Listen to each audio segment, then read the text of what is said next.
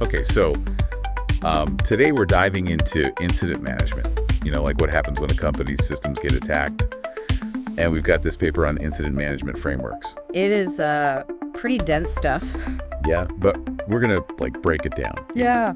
Make it relatable. Because this stuff really does affect everyone, not just big corporations. Right, exactly. It's interesting because we usually only hear about incident management when something big goes wrong. Yeah, big data breach or something. Exactly, and suddenly everyone's talking about cybersecurity. But what about all those incidents that get prevented? Yeah, or the close calls. Exactly, that's what we're going to look at today. I love that. So the paper starts with this visual figure 15.7. And it shows how an incident actually unfolds. It's like a chain reaction, kind of. Yeah, like a domino effect. Yeah, exactly. It all starts with a threat, right? The potential for something bad to happen. Okay. Think of it like a hacker looking for a way to break in. Okay. Now that hacker needs to find a vulnerability, a weakness they can exploit. So it's like leaving your front door unlocked. Yeah. Just asking for trouble. Exactly. And when that threat exploits a vulnerability, that's when you have a security event. Could be anything from unauthorized access to suspicious activity on the network. Right. But not every security event is like a 5-alarm fire. Because sometimes, thankfully, they catch it in time. Exactly. Some are just minor things, easily contained, but others, those can escalate into full-blown incidents. An incident is when that event actually has a real impact. Data is stolen, systems crash, operations stop. Real consequences. Real consequences. And that's where having a good incident management framework is so important. It's like having a fire escape plan. You hope you never need it, but when a fire breaks out, you need to know what to do. Makes sense. Yeah. So the paper then goes into this security information management framework. It's figure 15.6, and it basically outlines the steps to manage incidents. There are these 4 key elements: roles and responsibilities, incident management information, then incident management tools, and information security incident management policy. Let's focus on the tools for a second. What are some of the things companies use to combat these threats? Well, one of the most important tools is a CIAM. Stands for Security Information and Event Management. Catchy. Yeah, not the best name I know, but it is super powerful. Think of it like a digital bloodhound, always sniffing around, looking for anything suspicious. Okay. It collects data from all sorts of sources, firewalls, servers, user activity logs. It's looking for those little clues that might point to a breach. So instead of having to sift through mountains of data, the CIAM does it for you. Exactly, like an automated detective connecting the dots. That's amazing. So for example, let's say there's a sudden spike in failed login attempts. And they're all coming from some strange location. Okay. To a human, that might just look like random activity. But a CIAM can connect that to other events, like maybe unusual file downloads or access requests, and it can flag it as a potential threat. So you can see the bigger picture. Exactly. In fact, there's this case study in the paper about a company that used their CIAM to stop a ransomware attack. Before any data was even encrypted, Wow. they saw the attacker moving through the network and shut it down. That's impressive. Yeah. But even with all this amazing technology, I'm guessing the human element is still super important. Oh, absolutely. Even the most advanced CIAM is only as good as the people using it. You need skilled analysts to make sense of the data, to make the decisions, and to coordinate the response. Right. And that brings us to roles and responsibilities. You need to know who's in charge of what, who makes the decisions during an incident. Having those things clearly defined beforehand is essential. It's like any emergency situation. You gotta know who to call and what to do to prevent things from getting worse. Exactly. But incident management isn't some standalone thing. It's part of a larger system. Right. A bigger picture. Exactly. And that brings us to figure 2.1, which introduces this idea of an ISMS, or Information Security Management System. Think of it like the overall strategy that guides all the security efforts. So it's not just reacting to incidents after they happen. It's about being proactive and preventing them in the first place. Precisely. The diagram shows that incident management is a vital part of this ISMS. It's about learning from those incidents and making your organization more resilient. Okay, so we've covered a lot here. We've seen how incidents unfold and how important it is to have a strong incident management framework, plus the roles of technology and human expertise. But now you might be thinking, why should I care? That's a great question, and it's one that we'll answer in part 2 of this deep dive. We've been talking about this from a company's perspective, but really understanding incident management can help you directly. Yeah, if we zoom out a bit, it's not just about these huge companies and their data breaches. It affects all of us. I mean, you're right. It's easy to think that's a problem for like Google or something, not me. But when you really think about it, how many times a day are you interacting with technology? Constantly, right? Online banking, social media shopping, working from home. It never ends. Honestly, I feel like I'm online more than I'm offline these days. In every single one of those interactions, it's a potential entry point for a threat.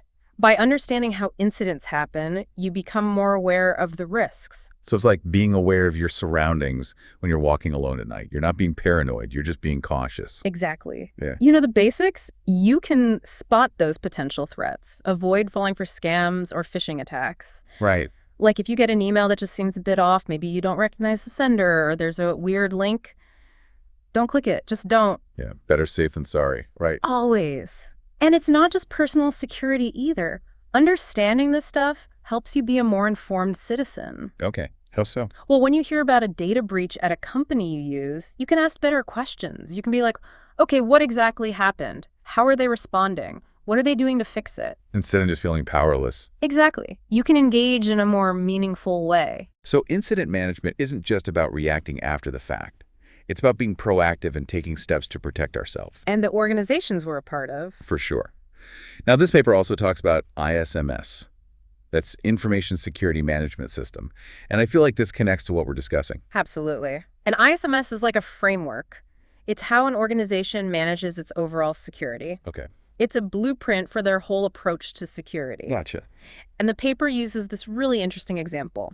To show how important a strong ISMS can be, they compared two companies. Company X had a weak ISMS, no clear policies or procedures, and you can guess what happened. They got hacked. Big time, massive data breach cost them a fortune. Ouch. But then there's Company Z. They had a robust ISMS regular security assessments employee training. They had a clear incident response plan. When they were targeted by a similar attack, they detected it early, contained the damage, and recovered quickly. So they were prepared. Exactly. It shows how a proactive approach can make all the difference. For sure. And it's not just about stopping every incident altogether. It's about minimizing the damage when they do happen. Because let's be realistic, no system is perfect. True. So a solid ISMS, it's like a good insurance policy. It might not prevent every accident, but it'll help you bounce back faster. With less damage. Exactly. And this goes back to personal responsibility. Even if you're not in charge of your company's security, you can still push for better practices and make sure your own digital life is as secure as possible. So besides not clicking suspicious links, what else can our listeners do? Well, one of the best things is to use strong, unique passwords for all your accounts and turn on two-factor authentication if you can. Good advice. And I think it's worth repeating. Use unique passwords. Don't use the same one for everything. It might be tempting, but it's so risky. It is. If one account gets compromised, they all are. Yeah, that's not good. Another important thing, keep your software updated. Those updates often include security patches. They fix vulnerabilities that attackers could use. So it's like locking your doors and windows. Basic security hygiene. Exactly. And finally, be careful about what you share online. Think about what you're posting on social media, what websites you visit. The more you share, the easier it is to become a target. So be mindful and proactive. Take those extra steps to protect yourself and your data. Because in the end, security is all about risk management. You can't eliminate risk completely, but you can definitely minimize it.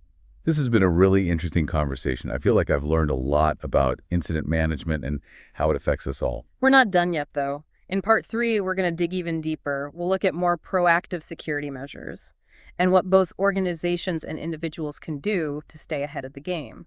We've talked a lot about reacting to incidents, but what about preventing them? That's where proactive security comes in. It's like they say, an ounce of prevention is worth a pound of cure. Okay. Instead of waiting for something bad to happen and then scrambling, you're trying to find and fix vulnerabilities before they can be exploited. So it's more about building a strong defense than just having a good offense. Exactly, like reinforcing the walls of your castle before the enemy attacks.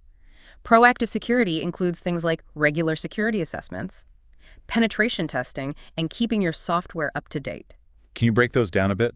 What do they actually involve? Sure. So security assessments are like a checkup for your organization's security. Okay. They evaluate your systems, policies, and procedures to find any weaknesses. So it's like having an expert come in and do a full inspection. Exactly, looking for any gaps in your armor. And what about penetration testing? That's where they actually try to hack in, right? Yep, sometimes called pen testing. Ethical hackers, with your permission of course, use the same methods as real attackers to try and find vulnerabilities. So you can fix them before someone with bad intentions finds them. Exactly. It's like a fire drill, but for cybersecurity. I like that analogy. You're simulating a real attack to see how you hold up. And just like with fire drills, that practice makes a huge difference. We've talked about the tech and the processes, but what about the people? I mean, people make mistakes. All the time. And human error is a leading cause of security breaches. Really? Oh, yeah. That's why employee training and awareness is so important. Makes sense.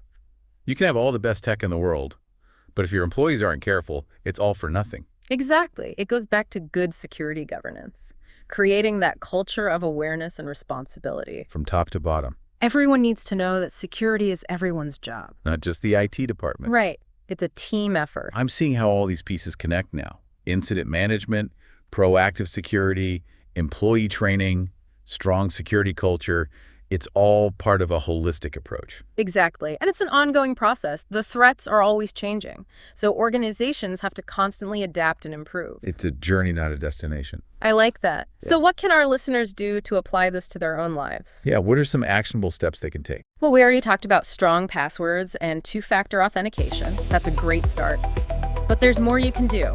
Be careful about what you share online. Watch out for suspicious emails and links, and keep your software updated. All good advice. And remember, you don't have to be a tech expert to be safe. Just being aware of the risks and taking some basic precautions can make a huge difference. That's reassuring to hear. And if you're ever not sure about something, don't hesitate to reach out to your IT department or a security professional. Good advice. So this has been a fascinating look at incident management and proactive security. It really has. We've covered a lot of ground. From the technical details to the human element. And I hope you've learned something about how to stay safe in this increasingly digital world. If you want to learn more, check out the paper we used for this episode. We'll put a link in the show notes. And as always, we love hearing from you. What did you think? What questions do you have? Find us on social media or shoot us an email. Until next time, stay safe and stay curious.